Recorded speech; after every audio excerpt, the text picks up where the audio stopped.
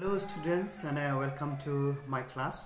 Uh, in my this previous classes, I have already explained you about the Gorns, and then we have discussed about the economy of this Gorn tribe, and followed by religious beliefs, dress, and culture, and also their administrative system that we had in this paragraph. Then followed by we have the Ahoms. Now you can understand how this Ahoms in fact came from the Yunnan province of China, and then they have migrated to Indochina and northern Myanmar in the first centuries, and then a long journey perhaps these people are made at the time, and then we can find that these people were actually finally reaching to India, especially in Assam, in the valley called 13th century.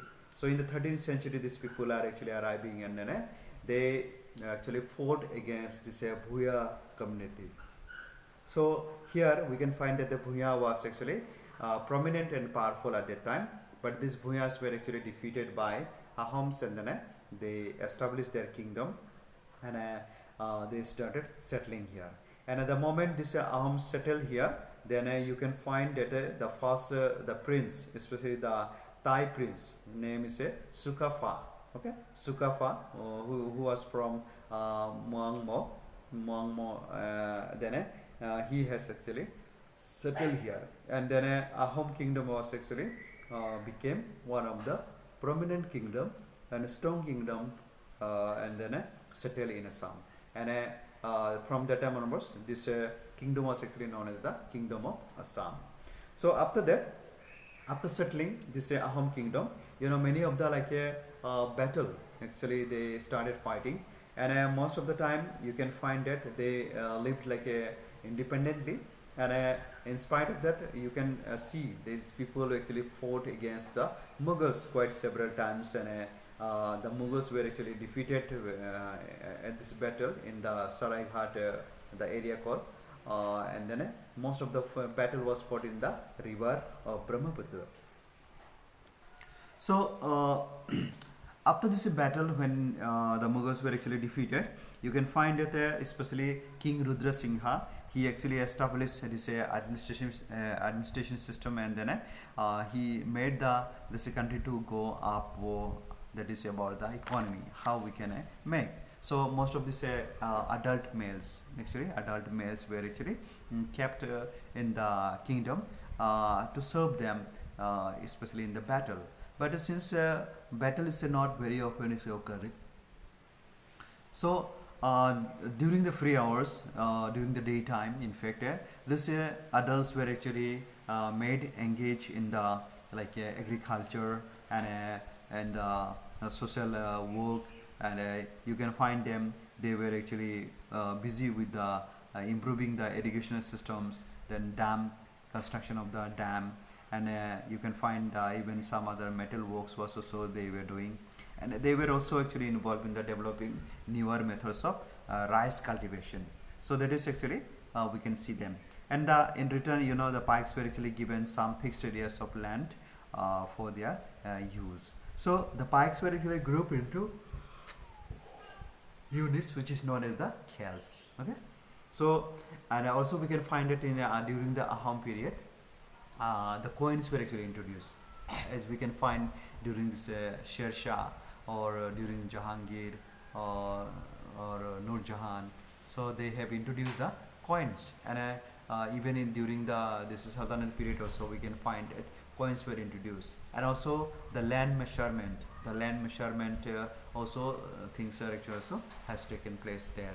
So therefore you can find that most of the introduction is done by the Mughals were also done in the Ahom kingdom even. So that is one of the things we can find.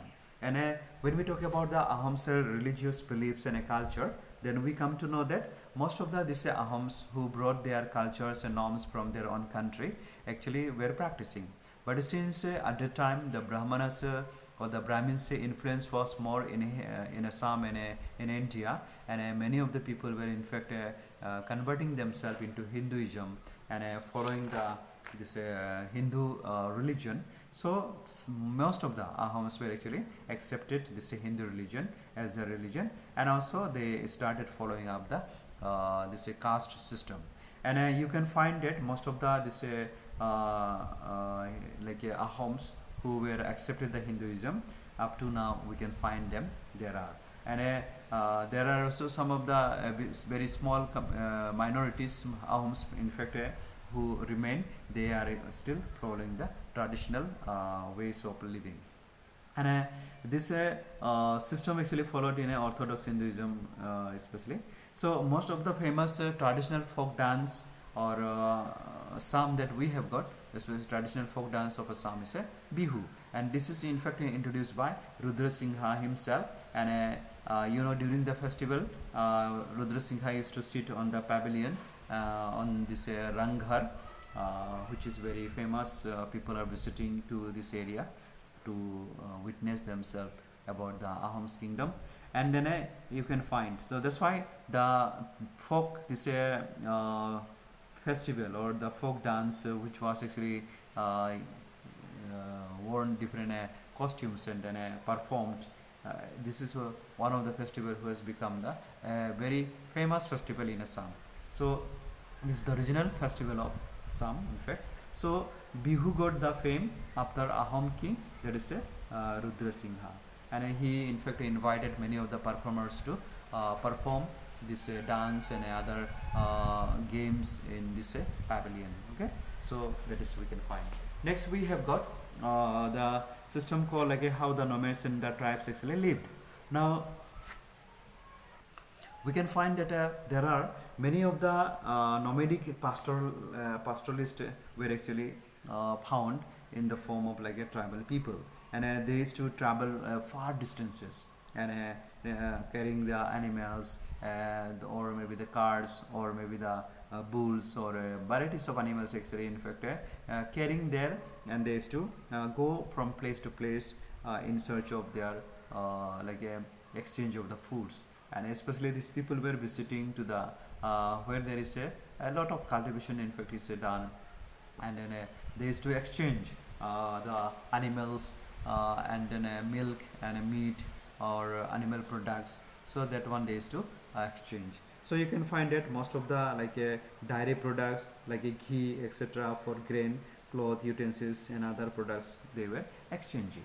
So you can find that they had also the chiefly actually dealing with the settlements, farmers and artisans. It means those who have the more cultivation, they were going to them and then collecting the this grains, and they were giving their animal products. Okay.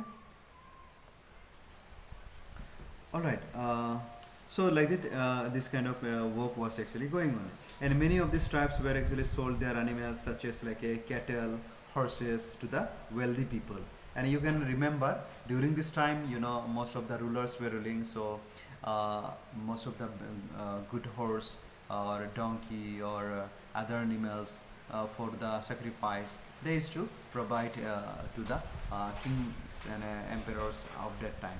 So this Banjaras has the another role to play. So let us talk about the people called or the community called Banjaras. Now this Banjaras were actually the nomadic traders, and they used to carry the caravans, which is a part of the a cart.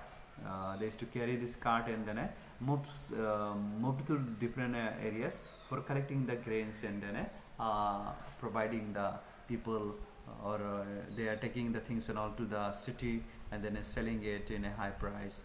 And then also sometimes the king or emperor also asking them to go to the villages for collecting the grains. Okay, so this is the thing fine. So it means they used to carry they carry their goods in this caravan, and then this caravan is actually, the other name is called Tanda. Okay, must remember. And these people, they used to buy grains and vegetables from the farmers and bring to the town and city for selling in the urban markets. And we can see some examples during the emperor of this Alauddin Khilji, and he also actually had some people to carry such kind of grains from the villages. So we can find about him. Okay, so next we have got the changing society with the time.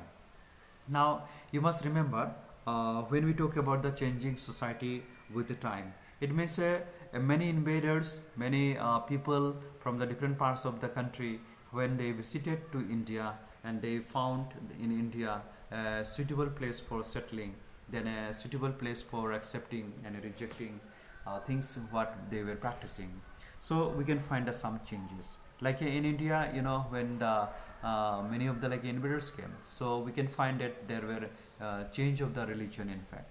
So earlier days, maybe the this Islam religion was not much followed, but later on the Islamic religion was followed.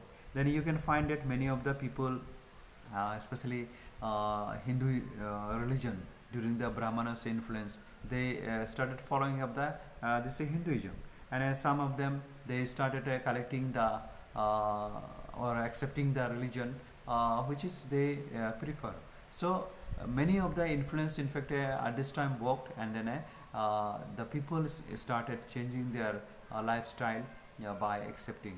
So here many like jatis, many sub-caste also came out, and then most of the people actually started their lifestyle a bit different than the previously. So during the 11th and 12th centuries, Rajput clans also became powerful, and these Rajput clans, we know the Rajputs are actually belong to the Kshatriya tribes or Kshatriya Varna. That is the thing we have read. So they originally actually belonged from different ancestries. So such as like Hunas, Chandelas, and Chalukyas, among others. So some of the Rajputs also had their roots in the tribal families, and you can find that those who are having the root means what the originality of this Rajputs from the the farmers and peasants. So they returned to that place and they started working.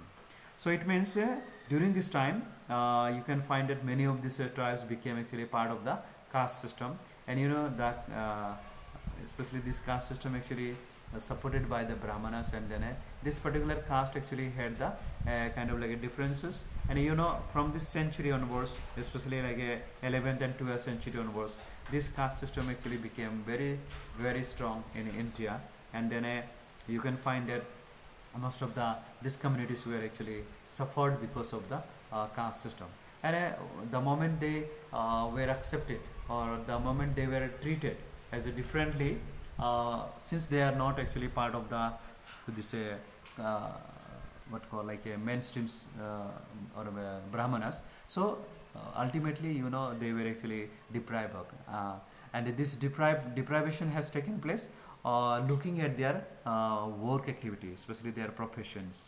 Okay, so that's why the caste system is like that. It may say caste systems are followed on the basis of the your profession, especially what job you do. Suppose you are a part of the like a drain cleaner, then ultimately your job will be very low, and your caste will be very low caste. It may say you may consider as Dalits. Okay, then that is the thing actually started following. Therefore, the moment when the modern age entered in our country, then most of our reformers, in fact, they found very difficult to bring the better systems in India, and they faced a lot of problem from the community. So in spite of that, many of the reformers in fact tried their level best to bring change in the society. So today we don't have the some of the superstition or the practice which was actually stated by the religious texts in modern period, in fact abolished by the Britishers and also the Indian reformers. So these are the things actually we can find. So here entry to the ruling class was actually limited to the members from leading tribal families only, and the rest of the majority joined the lower jatis of the caste society. It means maximum people have joined in the lower society, and as a result of that, the people have become more and more poorer, more and more sufferer under this high class people. So you can find that, and many dominant tribes of the Punjab scene and the northwest frontier province now situated in Pakistan had adopted Islam and continued to reject the caste system. It means you can find that maximum people, big communities, big group of people, in fact they rejected caste system. They didn't like the caste system because The caste system actually a dividing policy. It means on your work activity, on your profession, this system is applied. So this is very bad for the society, and they didn't like it, so they rejected. And you can find it. There are the people who rejected, that is Punjab, Sindh, and the northwest frontier province. These are the areas, a majority party who disliked the caste system to practice in their community. So they rejected and they accepted Islam, and they continued their religion. Okay. So right now the caste systems has been a great issue in fact, and in the modern period when we discuss about this caste system, you will be hearing about how this caste system in fact ruined the society, and took the advantage on the like a poor and weak section of this society, and it was the advantage for the brahmanas and the kshatriyas on these people. So that's why right from the beginning you can find these are the things are there, these systems are there. Therefore many of the this like dominant groups in fact made the slave of this people, and then they ruled, and they enjoyed the maximum profit and a maximum cozy life they enjoyed. But you can find the working class or the working group, these people have suffered a lot right from the beginning. So the caste system one way is a very much like a discouraging one. So I think as much as possible we should reject all this system to be happen in our society. Otherwise the society will ruin when, as long as this caste system will be prevailing. So therefore students, with this few paragraphs discussion we can conclude, and in my next class I will talk about the popular beliefs and religious debates, which was actually also part of this religious discussion. And here also we can find that a different like a movement has been taken place by the different people, and we can understand about their how they have brought the different ideas in the society by their contribution. So we will talk about that is in a next class. Okay. So hope you will have understood, and if you have any doubt with regard to this chapter, you can ask me at any time, and then we can discuss in our live class or even in the video. So hope you can get it, this is clearly. Okay.